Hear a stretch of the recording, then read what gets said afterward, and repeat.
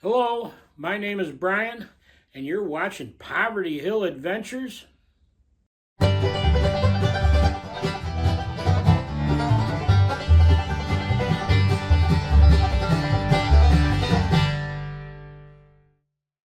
you doing? My name is Dino.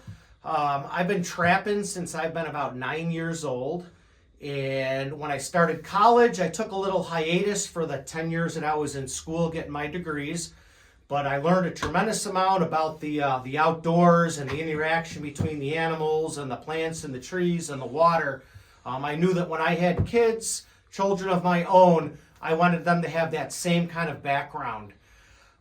So I started my work. I spent the last 26 years of my career as a geologist up in the northern Adirondack area, up on the St. Lawrence River, and got back into trapping. And when my son was about 10 years old, he started to join me on my trips up there. And we learned a lot. He learned a lot. And when I was about, when he started college, he ran out of time and he had to kind of get out of the trapping picture with me. So I wanted to continue my trapping up there. Unfortunately, he wasn't there with me, but I wanted to take it to the next level, which was trapping out of a primitive camp, out of a tent. When we would trap together, we had an old fishing camp that we would stay at. No running water at the time or electricity, so it was primitive, but we did have four walls and a roof. So it was much more challenging to set up a tent, but it took a lot of planning and preparation. I had to do a lot of planning done before I obviously stepped foot into my camp area.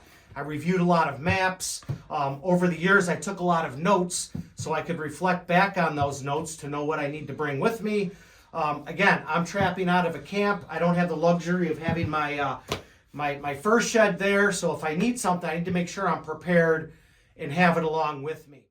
Brian and I put together a series of 5 videos discussing the various elements of my last 4 primitive camping trips up there, 4 or 5. So I'm going to talk about in this episode a little bit about the prep work that I did that goes into it. And then, stay tuned for some of the other episodes and you hear all about the rest of the items that go into making this trap or camp a successful trip. So a lot of my preparations for my trip occur several months before I step foot in the woods. Back at home, I've got a lot of traps that I need to put together. I've got to dye them, I wax them, then they have to be tuned up. Then I have to store them. A lot of this happens maybe in late summer or early fall, so I don't want the traps sitting around after I clean them all to get filled with odor. So a lot of times I'll put them in a box, put a lot of pine boughs in there to keep them nice and fresh without picking up any unwanted odors. I also spend a lot of time preparing my baits and lures ahead of time. Catching mice, any of a piece of roadkill I might find, I might use him for bait. And what I don't have, I'll usually pick up at some of the various trapping rendezvous that I attend throughout the year. Ideally, I like to try to get my boots on the ground prior to the trip so I can prepare my camp area. I need to clear the brush. I need to basically make sure that where I was camping last time, if I'm going to be in the same spot, is good to go, for this upcoming season. A good example is last year I went out to plan to set up my camp in a certain area and the beavers came in and flooded everything out. So I was basically in a position where I needed to figure out a new spot. Luckily I planned ahead because if I had all of my gear with me, I don't have a whole lot of time to be scouting at that point. I need to collect all of my firewood.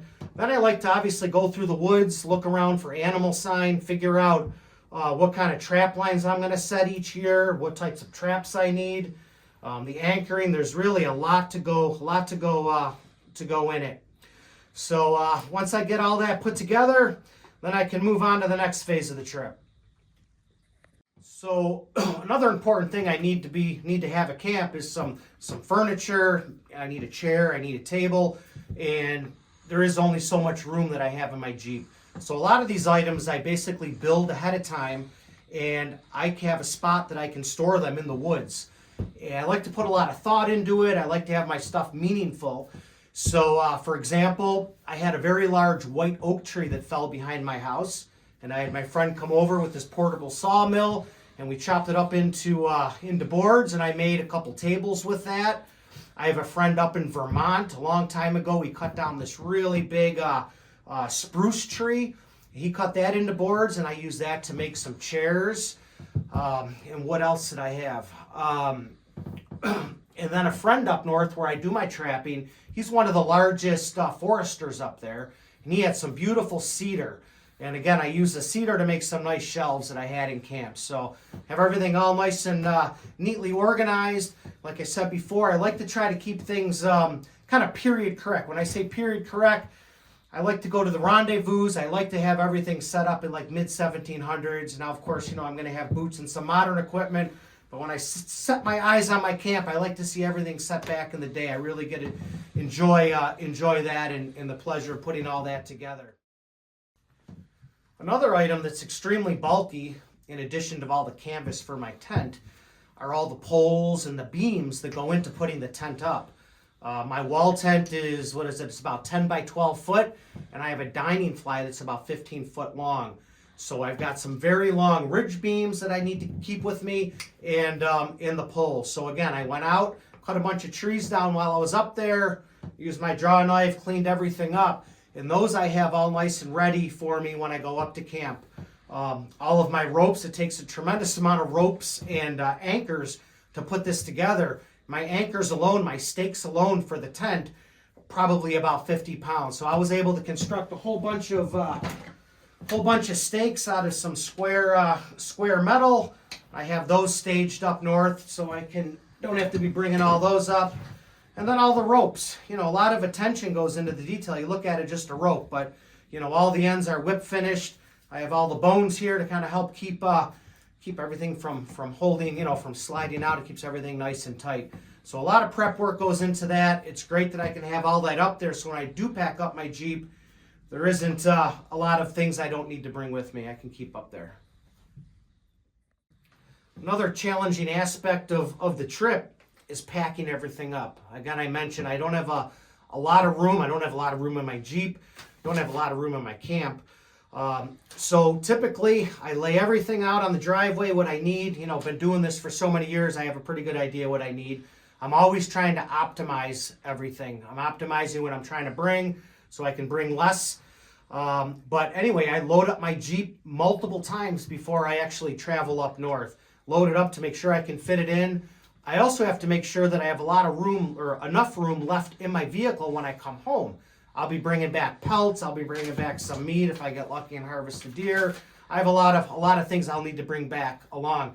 In addition, my tent, I can never get my tent folded up all nice and neat like it was when I packed it in the car. Usually when I'm breaking camp, it's snowing, it's wet, it's rainy, it's filled with mud. So rolling it up, it's probably about 3 times as big as it would be when I first put it in. So a lot of packing and unpacking goes into it, and it takes a lot of time. It takes a lot of forethought. It's always a challenge. I keep saying challenge because all these different aspects of the trip are quite challenging. It's a challenge to set up my tent. When I'm setting up by myself. So again, a 12-foot wall tent. I've got a ridge beam ridge pole that's very long. I've got to basically, is what I do a lot of times is I actually set the tent up at home before I even go out there. I kind of figure out how I can do it with pulleys and ropes. So when I get up there, I've got a pretty good idea what I need to do. A lot of times I have the table that I built. I set those up in areas where I can stand on them.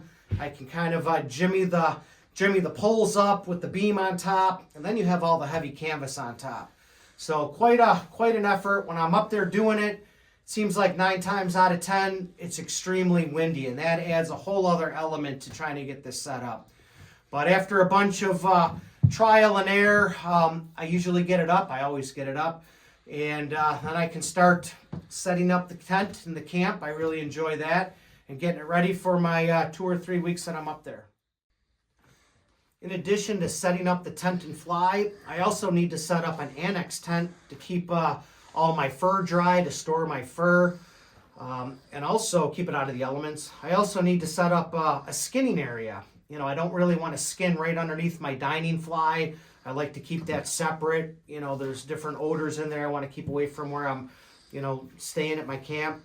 So, again, it's usually the weather could be doing anything. It could be raining, snowing, sleeting. Sometimes it's even sunny. But I like to have a cover over myself when I'm doing my skinning. When I'm out in the field doing my trapping, I don't typically get back until sometimes it's dark. So I do need to have a nice area. The camp stove that I use, I absolutely love. It's called a cylinder stove. It's one of the larger ones that they make. I'm definitely not going to be carrying that on my back too far. But the beauty of it is that I can put a lot of wood in there. I can stoke it with wood at night. And then in the morning, I can open up the damper. Fire kicks on. I get my coffee going and my breakfast going. So it works out really, really, really nice. Yeah, the stove is very heavy, but it's definitely worthwhile bringing that along with me. And I really enjoy setting the camp up. I enjoy setting the outside up. I enjoy getting all my furniture set, figuring out exactly where it needs to go. And a lot of times in the evening, I'll just sit back and camp with the fire going and think about how I want to optimize it, either for this time or for the future times. Well, I hope you enjoy the video. I hope it helps you out a lot if you try to plan a trip similar to this. But stay tuned for our next series. We're going to be talking about camp life. It should be very exciting.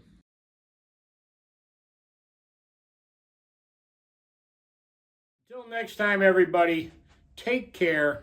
Thank you for watching. Remember to keep on trucking and believe in yourself even when no one else does.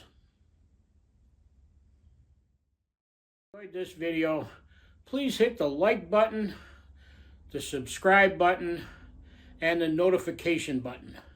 I appreciate it, everybody.